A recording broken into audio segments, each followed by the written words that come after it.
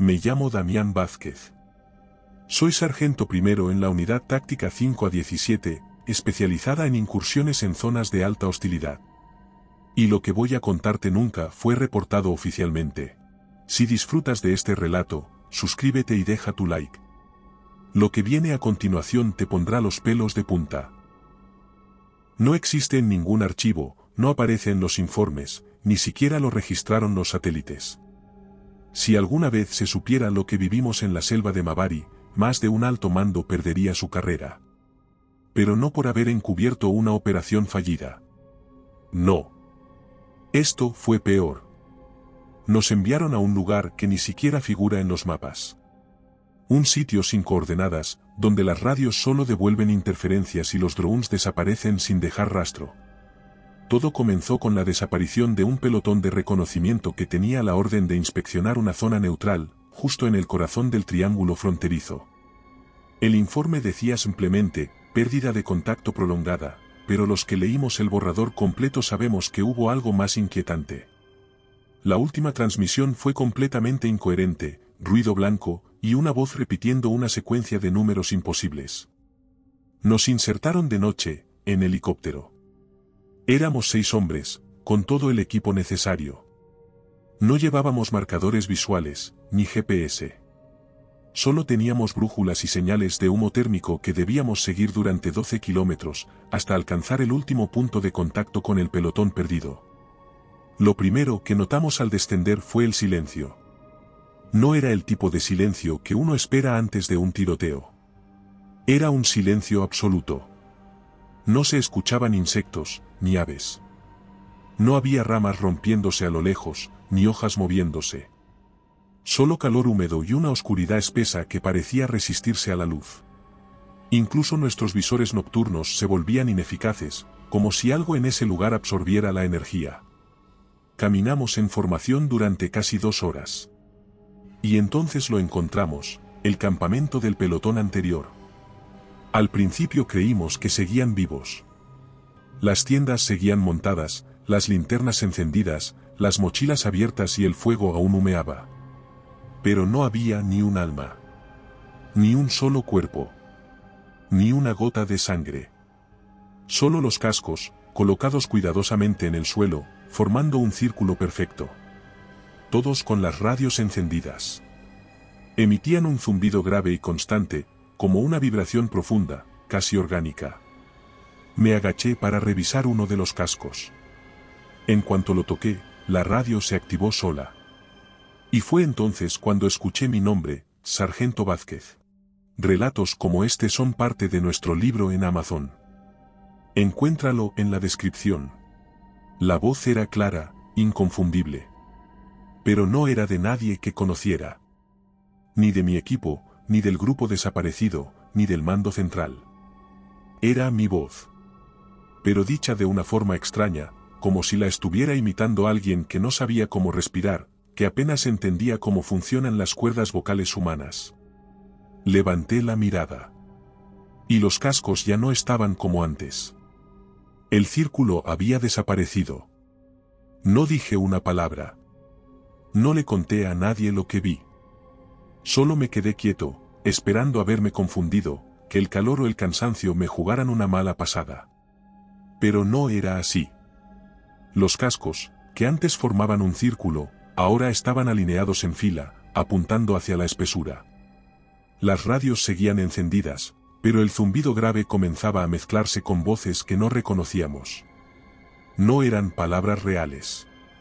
Sonaban como ecos torcidos, como si alguien intentara imitar el lenguaje humano, pero fallando en la entonación y el sentido. Guevara, nuestro teniente, ordenó silencio y formación cerrada. Dijo que podría tratarse de una emboscada psicoacústica, una táctica de guerra que usa sonidos para confundir y desorientar a las tropas. Lo dijo como si quisiera convencerse a sí mismo más que al resto. En sus ojos había algo que desmentía sus palabras. Él también sentía que esto no era humano. Avanzamos en silencio unos 200 metros, en formación de L invertida. Teníamos los dispositivos térmicos activados y las armas listas. Fue entonces cuando lo sentimos. El aire cambió. Se volvió más denso, pesado. Como si camináramos dentro de una niebla que no podíamos ver, pero que nos presionaba el cuerpo y ralentizaba nuestros movimientos. La vegetación también cambió. Los árboles eran más bajos, las hojas más gruesas. Y, sin embargo, no proyectaban sombra. El cielo seguía negro, sin luna, sin estrellas. Como si alguien hubiese tapado el mundo desde arriba. De repente, Córdoba gritó. Dijo que había visto algo moverse entre los árboles. Una figura baja, rápida, sin forma definida. Solo una silueta más oscura que la oscuridad. Nadie disparó. Aún no. Pero el silencio se volvió insoportable. La tensión en el aire nos aplastaba los sentidos. Guevara me ordenó hacer un barrido con el infrarrojo. Y entonces lo vi. Una figura humana, de pie, a menos de 10 metros. Me congelé.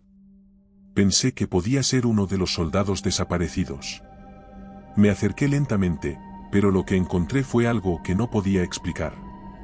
Era un uniforme perfectamente doblado, suspendido en el aire.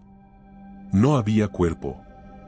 Solo la ropa, con el chaleco táctico puesto y la radio colgando de la hombrera. La radio estaba encendida. Repetía una palabra, eco. Una y otra vez. Pero no era una sola voz. Eran muchas. Todas pronunciando esa misma palabra con distintos tonos, distintos acentos, como si cada una viniera de una boca diferente. Antes de que pudiera decir algo, los dispositivos térmicos comenzaron a llenarse de puntos rojos. 12 en total. Rodeándonos. Se movían en círculo. Pero no hacían ruido. No rompían ramas. No dejaban huellas. Era como si no caminaran, como si flotaran pegados al suelo. Córdoba fue el primero en disparar. Un tiro seco, directo hacia uno de los puntos. No hubo respuesta. No hubo impacto. No hubo sangre. Solo un instante de silencio absoluto, y de pronto, todo se apagó. Las radios, los visores, las linternas. Todo quedó a oscuras. Entonces se escuchó un grito. Gracias por hacer esto posible. El de Cortez. Pero era un grito que no parecía humano. No por el volumen, sino por su duración. Era como si lo estuvieran gritando desde dentro del cuerpo, sin pasar por la garganta. Cuando encendimos las luces auxiliares, ya era tarde. Cortez había desaparecido. No quedaba rastro de él. Ni su mochila, ni su arma, ni su cuerpo. Solo una mancha en la tierra, como si algo hubiera escarbado. Encima de ella, su placa de identificación. Estaba doblada por la mitad, como si fuera de papel. Guevara ordenó retirada inmediata. Pero el GPS giraba en círculos y el mapa táctico no respondía. El camino por el que habíamos llegado había desaparecido. Como si el terreno hubiera cambiado. Como si la selva se hubiera cerrado detrás de nosotros, reorganizándose a voluntad. Y en ese momento lo entendimos. Aunque ninguno lo dijo en voz alta, no estábamos en el mismo lugar en el que aterrizamos, la selva nos había tragado y ahora nos estaba digiriendo. Durante horas intentamos mantener la disciplina y seguir los protocolos, establecimos un perímetro, organizamos turnos de guardia y tratamos de encontrar rutas alternativas para evacuar. Pero nada funcionaba. Era como si el terreno mismo se estuviera reconfigurando cada vez que dábamos un paso. Los árboles cambiaban de lugar, las marcas que dejábamos en los troncos desaparecían sin dejar rastro, y el suelo se abría donde antes había sido firme. Guevara insistía en mantener la calma, pero ya no hablaba por radio, sino en voz baja, como si temiera que lo escucharan. No que lo oyeran enemigos comunes, sino que lo escucharan las cosas, como él las llamó. Una madrugada lo encontré escribiendo en su libreta, en completa oscuridad. Cuando le pregunté qué hacía, simplemente me respondió, no es lo que ven, es lo que oyen. Nos están aprendiendo. No dijo nada más, pero dejó la libreta abierta a propósito, como si quisiera que leyera lo que había escrito. En una de las páginas había repetido varias veces la misma frase, imitación no es copia.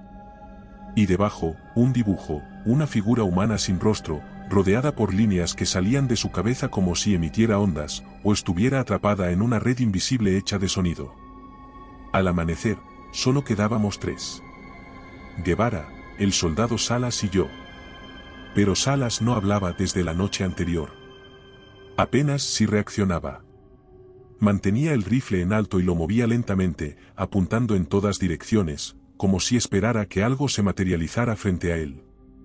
Al principio pensé que murmuraba oraciones, pero cuando me acerqué, noté que lo único que decía era mi nombre, una y otra vez, con una voz que no era la suya. ¿Sargento Vázquez? ¿Sargento Vázquez? ¿Sargento Vázquez? Lo decía como un eco mal grabado, como una reproducción mecánica que no sabía cuándo detenerse. Le miré a los ojos y no vi miedo. Solo vacío. Como si su mente hubiera sido reemplazada por una señal externa. Entonces, simplemente, desapareció. No escuchamos nada. Solo dejé de verlo. En un segundo estaba ahí, y al siguiente, no. No quedó su cuerpo, ni su sombra, ni su rifle. Solo una leve distorsión en el aire, como cuando el calor vibra sobre el asfalto. Y esa vibración era tan intensa que me hizo doler los dientes. Guevara me dijo que habíamos cruzado un umbral del que no éramos conscientes, que ya no estábamos en un lugar real, geográfico. Según él, la selva era un organismo sensible, una membrana viva que respondía al sonido, a la memoria, a la forma. Aseguró que lo que habíamos visto hasta entonces eran apenas proyecciones, réplicas construidas por algo enterrado bajo la tierra, o quizá extendido dentro de ella, algo que no se movía, pero que movía todo a su alrededor. Si te está gustando este relato, suscríbete. Y recuerda que comentando nos ayudas a llegar a más gente, siempre os leemos a todos. Si no sabes qué comentar, siempre puedes poner misterioso en los comentarios. Según él, esa cosa no cazaba por instinto, sino por simetría. No destruía, sino que analizaba y reconstruía, reorganizando todo lo que absorbía en nuevas versiones de sí misma. Decía que los que desaparecían no morían, simplemente, se repetían. Y entonces, escuchamos una vez más el sonido. No era un rugido ni una voz reconocible. Era el eco de nuestras propias voces, rebotando entre los árboles, saliendo del suelo, incluso de las radios apagadas. Escuchábamos nuestras conversaciones, nuestras órdenes, nuestras plegarias, reproducidas de forma desordenada, deformadas, como si alguien rebobinara todo lo que dijimos desde que llegamos y lo proyectara como un coro espectral sobre el entorno. Guevara se levantó, soltó su arma y caminó hacia la espesura con las manos en alto. No lo hizo en señal de rendición, sino como si estuviera rindiendo culto. Como si, finalmente, hubiese comprendido qué debía hacer. Mientras su figura se perdía entre los árboles, escuché su voz salir de mi radio: «Sargento, usted ya se convirtió, solo falta que se dé cuenta». Desde entonces, no sé cuánto tiempo ha pasado. Aquí no hay día ni noche. El reloj se detuvo. La brújula no gira. No siento hambre. No siento sed. Pero escucho. Todo el tiempo escucho. Y entre esos ecos, reconozco mi propia voz diciendo cosas que no recuerdo haber dicho. Ahora entiendo lo que quiso decir Guevara. Esto no es una trampa. Es un espejo de frecuencias. Una cámara de imitación. La cosa en la selva no ataca. Reproduce. Nos absorbe en su patrón y nos reescribe con nuestras propias palabras, nuestros gestos, nuestras misiones. Y cuando el ciclo se completa, lo vuelve a empezar desde cero. Así que, si algún día alguien encuentra esta grabación, si algún equipo de rescate escucha nuestras voces llamando por ayuda, si identifican nuestras coordenadas o nuestros nombres en una transmisión, por favor, no respondan. No entren. No intenten recuperar los cuerpos. Porque lo que queda de nosotros ya no somos nosotros. Somos apenas el sonido de nuestra forma. Si te ha gustado este relato, aquí tienes otro que te pondrá los pelos de punta. Si buscas historias más intensas, en nuestro canal de relatos largos te esperan narraciones de más de 1 hora. Y si quieres llevar el terror contigo, nuestro libro en Amazon tiene historias exclusivas. Buenas noches, desde Terreno Misterioso.